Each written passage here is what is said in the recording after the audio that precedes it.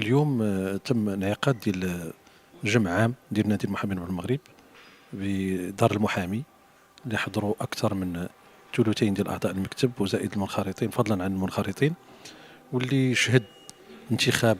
بالإجماع ديال الرئيس الجديد ديال النادي اللي هو الأستاذ مراد العجوطي والأستاذ عبد اللطيف أيتو بوجبير نائبا له. كما أن هذا الجمع العام الذي يعتبر سيد نفسي قد كلف سيد مراد العجوطي ومعه سيد الأستاذ عبد اللطيف أيتو بوجبير بتشكيل المكتب الجديد. وكانت الغايه من هذا الجمع العام وهذه اعاده الهيكله ديال النادي واعطاء ديناميه اكثر وحيويه اكثر لعمل النادي، اللي للاسف الشديد عرف في السنوات الاخيره واحد الخفوت ان صح التعبير، بعد واحد الاشعاع كبير، واحد الحيويه واحد الديناميه اللي شهدها، واللي كان شكلت واحد القيمه مضافه في المشهد المهني، خاصه وان القاسم المشترك بين جميع المحامين ديال الاعضاء ديال نادي المحامين المغرب وكونهم محامون، واكثر من هذا انهم محامون شباب. مهمة النادي ولا الدور ديال النادي ماشي هو الحل محل المؤسسات او التطاول على اختصاصات اللي كينظمها القانون، ولكن تكميل دور هذه المؤسسات والتعاون مع المؤسسات من اجل تحقيق البرنامج ديالها اللي كيهدف الى النهوض من مهنة المحاماة بشكل عام.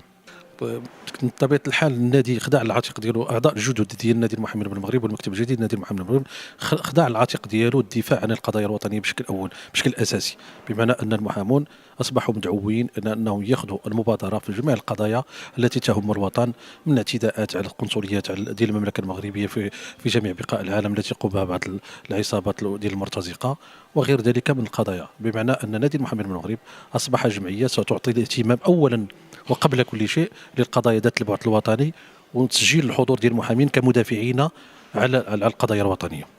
بطبيعه الحال نادي المحامين بالمغرب كمنظمه كجمعيه حقوقيه حدثيه، معظم الاعضاء ديالها هم شباب، بطبيعه الحال يؤمنون بالحريه، لا يؤمنون فقط بالحريه ولكن سيكونون من اول المدافعين عنها ان شاء الله. وهذه واحد المسؤوليه اللي هي طلقت على الكاهل ديالي، وكذلك نشكر المؤسسه ديال النقيب السيد نقيب هيئه المحامين بالدار البيضاء على الدعم ديالو وعلى يعني المسانده ديالو في كاع المحامين الشباب. وبالطبع كاين عدد من الجمعيات المهنيه اللي كتشتغل، وكاين الجمعيه ديالنا كتركز على الشراكات الدوليه، وكذلك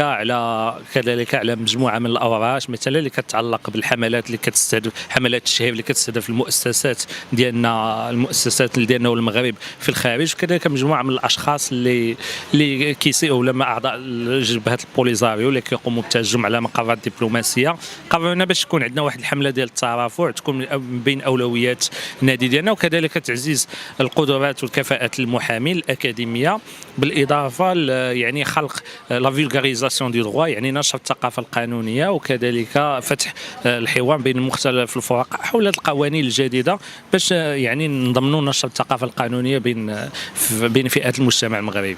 بالطبع النادي المحامين بالمغرب عنده هيناقش الامور خصوصا فيما يتعلق التعديلات اللي خصهم يكونوا في القانون الجنائي فيما يخص هذه الفصول اللي كيقيدوا الحريات الشخصيه، لا سيما الفصل 490 والفصول الاخرى. وبالطبع يعني عندنا مجموعه من القراءات والتحفظات على هذه الامور، وندليو بورقه في هذا الموضوع.